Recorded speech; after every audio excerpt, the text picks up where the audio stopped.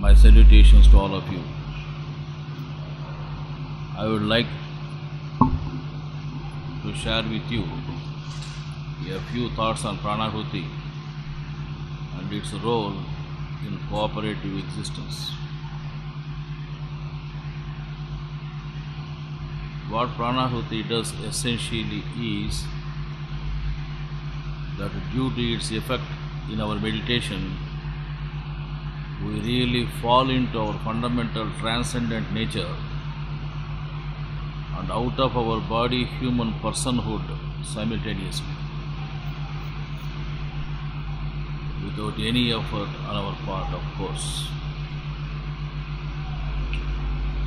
Thus for us, the aim is, instead of trying to get out of life and all that Sanyasi talk about the evils of samsara, etc., we realize more and more that we are infinite, transcendent being, concretizing, crystallizing, and incarnating as a divinely human person. In this process, we directly realize and bring the infinite divine reality to our life. When we bring that infinite or unconditioned quality of being to life in real, authentic ways, we become deeply receptive to others and profoundly communicative about this, especially with others who are doing the same themselves. This is what we call Bodhayanti Parasparam, or a mutuality education. Our attention and stress is not so much on Atman or Brahman, but it is about life, our life. The path of our Master is not exclusive concern about the Param, condemning the Iham, about which much has been talked by Vedantins, particularly of the Mayavada brand. The value of the system of the Master is a puzzle for many. Many serious aspirants have been entertaining a notion which they derived from the schools of philosophy, both East and West, that upon getting fundamentally enlightened in that non-infinite or infinite self or truth, we will somehow be free of all the impositions and challenges of relating to others, and thus we get liberated. An equally funny rider to this is, once we are enlightened, we will know everything that there is on the surface of the earth, and perhaps heaven also. When one becomes infinite, after all, everything would just be part of the real self. They would contend. But unfortunately, that is only bookish knowledge and wild imagination parading as philosophy or wisdom. In life, which is a relative plane, otherness hell leaps forward to claim its dues from anyone who is deeply and authentically bringing the infinite identity to life. And it becomes our duty to relate to others as a relative self, a part of our being, where we do not know who the other is in any perfect sense. Realization is not an awareness of our being, of our big infinite self, who is supposedly free of such mundane obligations. It is our commitment to understand and empathize the other that gives meaning and relevance to realization of our true nature. It is only then we can consider ourselves as living up to the expectations of the divine, as Master often urges to. When we perform this task in Raja Yoga with an integral awareness of the fullness of our being, we bring that infinite or unconditioned quality of being to life in real, authentic ways. Then we become deeply receptive to others and profoundly communicative about this. This is what I prefer to call interdependence and mutual cooperation among aspirants. We should be deeply aware that life is not just about the individual self or even the great self. Many aspirants are led to believe by ill-informed and not fully informed guides and gurus, even as stated earlier, that upon getting fundamentally enlightened in that infinite self or Sat, they will then somehow be free from all impositions and challenges that exist in our relations with others.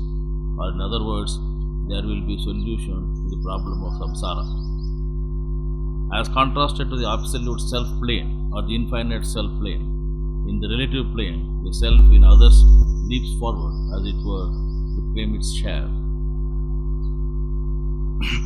from the co-traveler who is deeply and authentically bringing the identity of infinite. Because of this, an advanced person in spirituality cannot but emit the fragrance of the unity of being, and that is what happens in the phenomena called by us as radiation of energy. This we know is not the same as Pranahuti. This radiation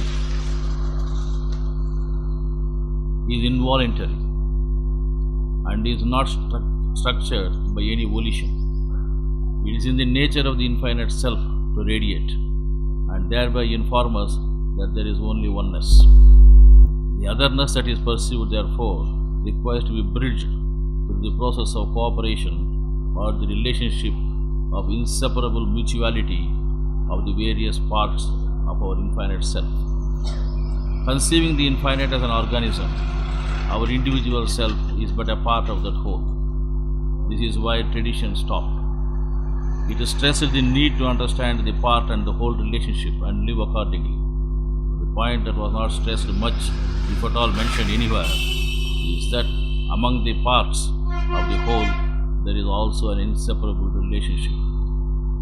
The realized being, therefore, is required to relate to others as a relative self who do not know their status and assist them in gaining such an understanding. Only through the enlightened individuals the kingdom of God can be established. Our beloved Master, who not only reached the pinnacle of spiritual glory and status, has enabled many of us to live in that infinite consciousness. By ladles are we serve spirituality, and we who are accustomed to spoonfuls have been having difficulty in absorbing the dose administered with love and a sense of commitment for our progress. Our Master's method of Raja Yoga, where the help of the co-traveler through Pranahuti is stressed, has forged a new path of mutual cooperation in the midst of ordinary, messy, everyday realities. The system of the Master itself is a great experiment aimed at transformation of human beings by mutual cooperation, service and sacrifice. You should not be confused with the traditional systems of yoga and Vedanta, where the focal point is the getting rid of the relationships, which is termed as moksha. Further, the traditional systems always held that the task of realization is an individual enterprise and others have nothing to do with such an effort. Contrary to that, our Master talks of mutual help in the spirit of fraternal obligation in the process of realization. Master's method is refreshingly new and is grounded in down-to-earth realities of life, and it is founded on a deep understanding of the human condition. A few days back, a sister who tried this system for about a year and half-heartedly at it, felt that this system is not for her and chose to quit. This made me put the question, does the Master's method work for all? Master has given his answer in several ways. It is for all, and it is only for a select few. From my understanding, the system is for all. The select few, however, arise from the all, as in any educational system. All can go to the university, but only select few who have put in the labor and effort required in studies make grades. However, that is beside the point. Traditionally, spirituality has been something of an exclusive privilege of the Sanyasis or renounced, whose qualification was anything but author ropes. The aspiration for realization is a task that has to be granted its value only after one completely discharges whatever that phrase may mean, his responsibilities to spouse, offspring, and society. Literally, therefore, it is nobody's business. Master clarified that there are no special qualifications required for leading a spiritual life. It is however stated that there are no special qualities of an individual that guarantee an individual's readiness for this kind of awakening and transformative work. There is nothing of pre-qualification required to practice our system. If some person feels that he or she is not fit for this type of commitment, you can easily understand. What is funny is they feel that the system is not for them. Perhaps not for such persons who are self-centered in their thinking and outlook.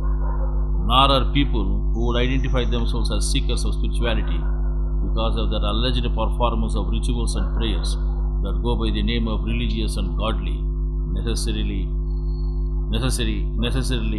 ready for master's work. This is because these people feel they have already achieved some kind of fulfillment of their search. They are ready for this type of spiritual training not because they are less qualified, but they are not ready for this type of spiritual training, not because they are less qualified, but since they are less inclined to experiment. Master puts it pithily when he said, the experience comes when we experiment. When openness is not there and conditions for getting trained are put forth, there is little point in trying to train them. I would, however, ask that we may watch out whether it is our superiority feeling that keeps such souls apart, or really such souls do not seem to require our support now. I emphasize now only to point out one day or the other they shall see the oneness of being and participate with our work then. Another aspect to be considered is in this connection is that those who are already enthusiastically pursuing one or another type of sadhana in their lives, whether spiritual or secular, come mostly out of curiosity rather than any commitment towards a life of meaningful relationships in the awareness of infinity.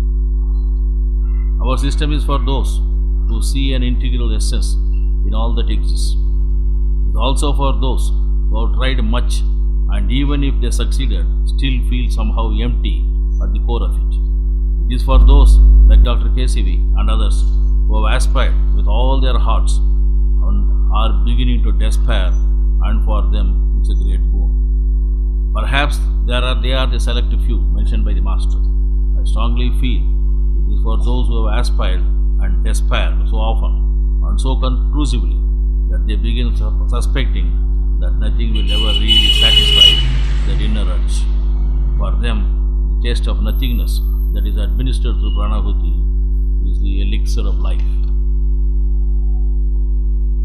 Pranahuti is a process, is a unique technique that proceeds on the basis of direct imparting of the awakened condition from one individual to another. In our holy and rich spiritual tradition, the core of the authentic work has been invariably such transmission. What is transmitted is the very core of reality, namely consciousness or spiritual energy, which nurtures and enables the recipient to grow in an integral consciousness that sees no duality. We are all informed that what is transmitted is the prime energy that is of the nature of consciousness, pure and simple, and is called prana. That is communicated or transmitted through personal contact initially and later through impersonal and transpersonal ways. Master, in his blessing splendor, has enabled many adepts in the field of transmission, and this service is readily available to those who seek for the same. The effect of the transmission on those who are open-minded is felt in many ways. Fundamentally, they find a new energy, a new hope, a liveliness stirring at the core of their being. They feel that something is shifting in them, something quite indefinable, but clearly having an impact on almost every aspect of their lives. It is true that many persons are nowadays claiming to transmit, And to know the difference between different transmissions, the only way is to feel and pronounce. But persons who feel the Pranahuti, that brings with it a silence that is indescribable and which impinges on the core of their being, and yet would say that they feel nothing but silence, are talking both truth and a lie. Silence is something on which spirituality stands. It is a dais of being. To understand our Master's path of realization, it must be clear to us that our inquiry is in the domain of consciousness itself. The conscious principle at the root and core of our very existence is enabled through the process of Pranahuti to become self-aware and then made the basis of all our life and action. Thus the spiritual journey starts by the occurrence of the capacity for discriminative intelligence or Viveka. Some researcher has called Viveka as a whole being common sense. The commandments of our Master is a prescription for the development of sensitivity. That is how I understand it. And as we start complying with these simple and yet profound methods, dedicating our individual self to the universal consciousness, our receptivity to Pranahuti increases. We then start noticing an increasingly supportive and sustaining intuition of our non-personal and universal nature.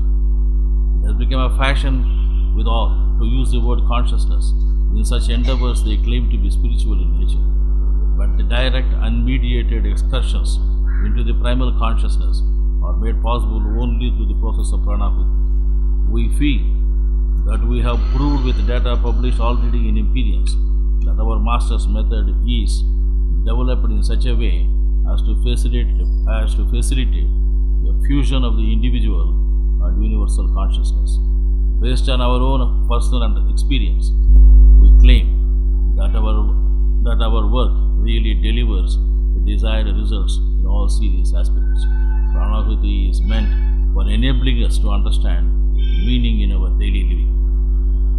When that universal consciousness that we experience percolates into our ordinary human person, we literally feel our ground reality and start being what we are in essence. We start accepting our human person in the context of universal consciousness and become aware of our positive and negative traits of being, which we know cannot be modified beyond a measure. This is what I prefer to call realization of ourself. Interestingly, we find this truthful understanding of our nature leading to our becoming more and more acceptable to others, and we have firmed up our position as a human person. Love as a bond gets established between us and others, and the ground is prepared for cooperative existence. The catalytic role of Pranahuti gains better footing in our psyche, and we tend to seek the company of co-travelers and guides in the path. We become more and more conscious of the dark patches getting soon well. The very relationships we established earlier and which we thought were becoming burdensome now starts giving a new fragrance of oneness of being. The influx reveals in serious aspirants the capacity to relax more and more deeply, even in areas that are wounded and bleeding. The confidence that gets unleashed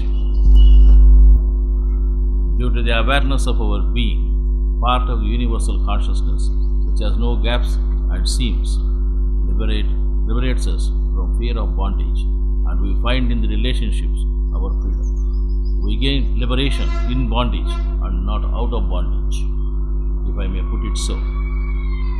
We get, more positively speaking, not freedom, but an independence that is colored with responsibility to maintain an increasingly integrated and awakened daily life.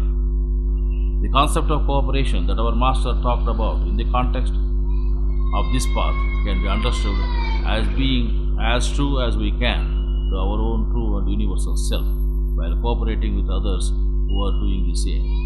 This appears to be simple, even as we find in our workshops, training sessions, and celebrations of our Master's birthdays.